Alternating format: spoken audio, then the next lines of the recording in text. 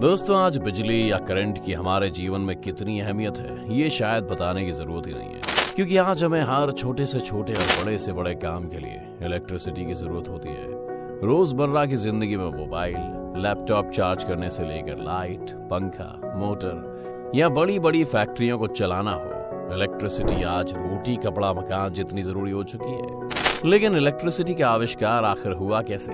क्या लोग इसे पुराने जमाने में भगवान मानते थे या कोई जादू?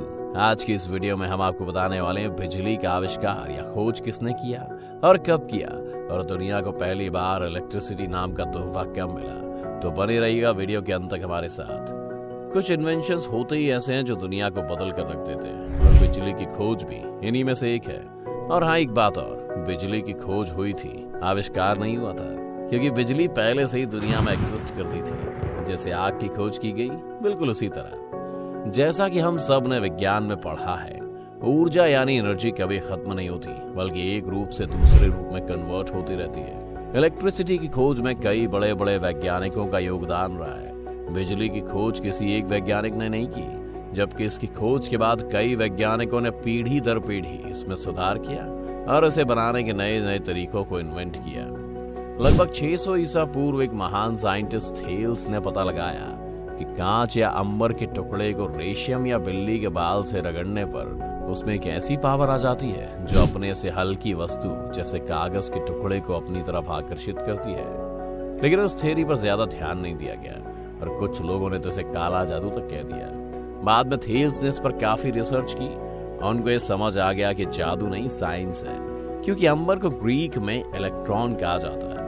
इसीलिए थेल्स ने अपनी कुछ रिसर्च करने के बाद अपनी इस खोज को इलेक्ट्रिसिटी का नाम दे दिया। जिसके बाद सन 1752 में बेंजामिन फ्रैंकलिन नाम के एक वैज्ञानिक ने साबित किया था कि आसमान में चमकने वाली बिजली और बिजली की चिंगारी दोनों एक ही रूप है। उन्होंने इसका एक्सपेरिमेंट करने के लिए बरसात के दौरान एक पतंग पर गीली रस्सी बांधी और उस धागे में एक चाबी लटका दी और पतंग को तेज आंधी तूफान में उड़ाने लगे। जिसके बाद पतंग जैसे ही ऊपर उड़ी, पतंग के जरिए बिजली का झटका भीगी हुई रस्सी से होते हुए चाबी तक आया और फ्रैंकलिन को भी बिजली का झटका महसूस हुआ, जहां से उन्होंने प्रूव कर दिया कि आसमान में गरजने वाली बिजली और इलेक्ट्रिसिटी लगभग एक ही तरह की है।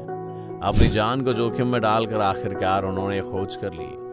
साल 1800 में इटालियन फिजिसिस्ट अलेक्जेंड्रो वोल्टा ने एक जबरदस्त खोज की थी, और वो ये थी कि केमिकल रिएक्शन से भी बिजली बनाना संभव है।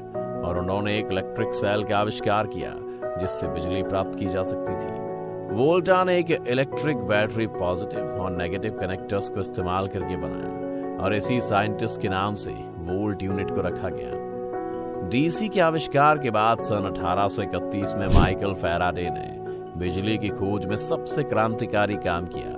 उन्होंने बताया कि अगर तांबे की कॉइल या कुंडली में एक चुंबक को आगे पीछे घुमाया जाए तो इससे बिजली पैदा की जा सकती है। इस प्रयोग का इस्तेमाल करते हुए 1878 में अमेरिका के वैज्ञानिक थॉमस एडिसन और ब्रिटिश के वैज्ञानिक जोसेफ स्वान ने फिलामेंट लाइट बल्ब का आविष्कार अपने अपने देशों में किया।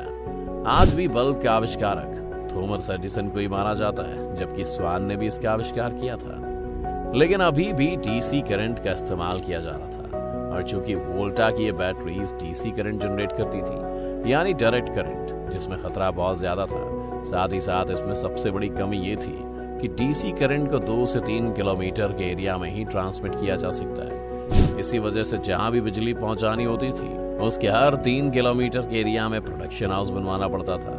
चूंकि एडिसन की कंपनी में एक और महान वैज्ञानिक काम करते थे जिनका नाम था निकोला टेस्ला, और टेस्ला को डीसी करंट की सारी कमियों के बारे में पता था, और वो एसी करंट के ऊपर काम कर रहे थे। एसी मतलब ऑल्टरनेटिंग करंट।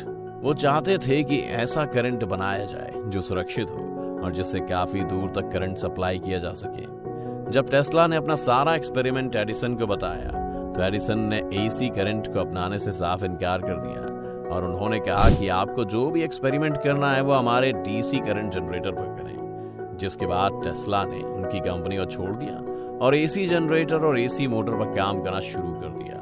आखिरकार 1887 में फाइनली निकोला टेस्ला ने एसी करंट का आविष्कार कर डाला, और ये एक ऐसा करंट था जिसे कोसों दूर तक बिना किसी परेशानी और डर के ले जाया जा सकता था।